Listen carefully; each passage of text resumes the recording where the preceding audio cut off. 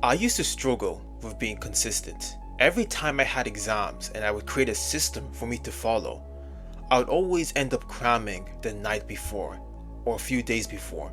Every time my teachers would assign me assignments and projects to work on, I always felt them boring, and as a result, I lost my interest in so much subjects. And it was also at this time that I was being told to devote my life to one thing. What are you gonna do after school? And honestly, that thought terrified me. Studying one topic, going over one thing for the rest of your life. It was a grim thought. But during this time, I realized something. During my assignments, I would end up procrastinating on Wikipedia of all places. I'd be looking up a plethora of subjects that would honestly strike my interest. Things like on science would spark my interest. Creative people like Newton, Aristotle, and all these people of the past would always fascinate me. Their lives fascinated me. And honestly, it was at this point that I started to get a curiosity to learn more about my curiosities. And this is probably what you felt too. You were forced to study just one thing or things that you didn't even like as a whole. And you are struggling to see if you have any curiosities. But I'm here to say that you can be a master of not just one topic, but a multitude of them. You can learn multiple things and have a curiosity that is driven to learn more. Most people in life are told to devote themselves to one thing, to learn just one topic. And they say that that's the only way to become a master. But like many things, there is nuance. Let's say you had the goal to become the best basketball player in the world. And of course, focus on being a basketball player, focus on improving. But if you only focused on shooting the basketball into the hoop, would you become the best basketball player in the world? Well, you won't. There's so much more involved in becoming the best basketball player. You need to make sure that your physique is on track, your nutrition is good, and overall, your skill as a basketball player. And that analogy is similar to how life is. In order to become a master, somebody who is knowledgeable, studying just one thing will not allow you to do that. And there is ample proof by masters of old who have shown this to be true. So then, how do you become a master while also learning about multiple things? Well, it's simple. You're going to create your own path to mastery. What I mean by this is mastery has many definitions.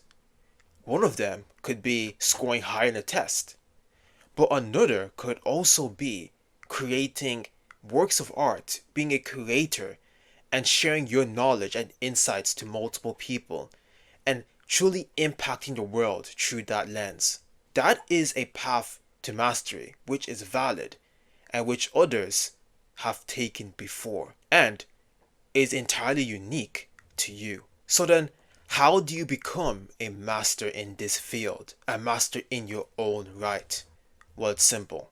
You're going to be taking on three important habits: reading, writing, and teaching what you know. And remember, the reason why you aren't motivated is not because you lack discipline. It's because you lack working on something that is worth being motivated for.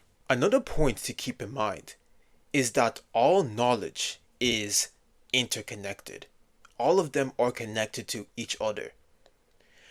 Yes, we have these labels, these disciplines like engineering, maths, physics, but in order for them to have a true impact on the world, they are interconnected.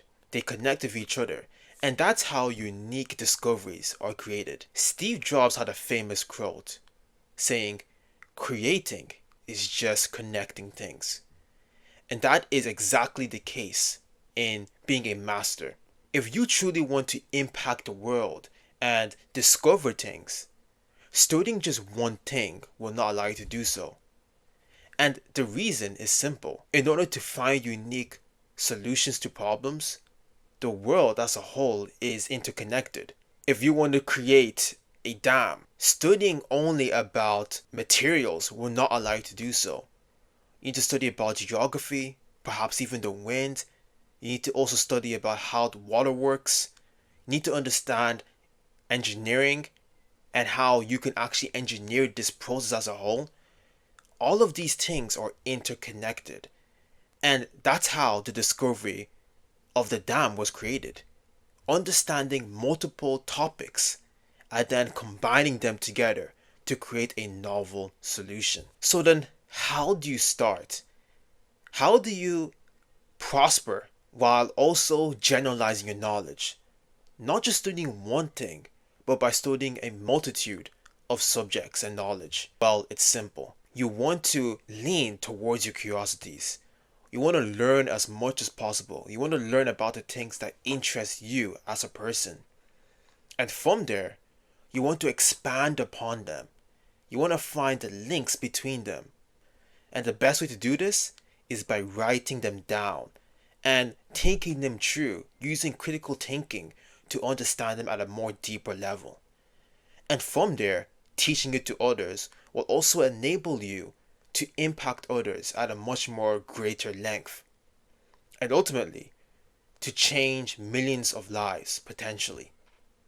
But there is something shown to be true, and the truth about the masters of old. And often the lie that in order to be a master, you must only study one thing. But these masters of old have shown that that is simply not the case. In order to be a master, you must generalize. But before that, I'd like to tell you a quick story. And it's something that I read from the book Deep Work, and a story that has really shown why generalizing your knowledge can influence and change the lives of millions positively. We know that after World War II, the technological process and progress was immense, it was rapid. But in one single area, that progress was exponentiating, and this was in MIT, specifically Bell Labs. But instead of dividing their departments into separate areas, this lab did something revolutionary. It did something different. It combined them all into one space so that the physicists and the engineers would all meet each other and walk by each other. They'd walk by their labs and stumble upon what they were doing. And because of this, they were able to discover so much things. And the simple reason is that when these people were walking past each other, they were able to have an interchange of ideas and potential theories that could be validated by each other. So the physicists would bring up an idea, and the engineers would see if that idea is even applicable, if it's even able to be created on a physical level. This process of generalizing the knowledge, not separating them into departments, led Bell's Labs to create the first solar cell, satellite communications, and most importantly, the transistor, one of the most important technological devices, tools that we use every single day. This story shows the importance of generalizing your knowledge and how generalizing your knowledge will lead you to impact millions more than if you just only studied just one thing. And imagine if Newton stopped only at calculus. Imagine he stopped it there. We wouldn't have all these important inventions that stemmed from his physics research about how the world works, how motion works. We wouldn't get airplanes, and we wouldn't get so much of these dynamic systems that move over time. Newton, Aristotle, Leonardo da Vinci, they all generalized their knowledge. And because of this, we remember them for their great insights, because they were able to find the links between them, novel insights. In the end, if you have multiple interests, don't feel pressured to stop them. Don't feel pressured to just stick to just one. Because the potential ideas that you have that will be dropped if you just study just one thing for the rest of your life will be catastrophic. So if you have multiple interests, study them all, find the links between them, and ultimately you'll be able to bring up so much good ideas that can influence people in a positive light, just like Newton did before. Your interests are the soil in which great innovations will stem from.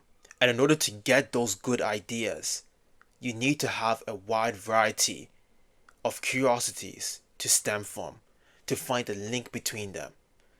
And ultimately, by doing that on a long enough time frame, you'll end up becoming a master in your own right by creating things that are genuinely unique to you and that only you could create. Don't give them up. Become a polymath. Study them all and venture forth.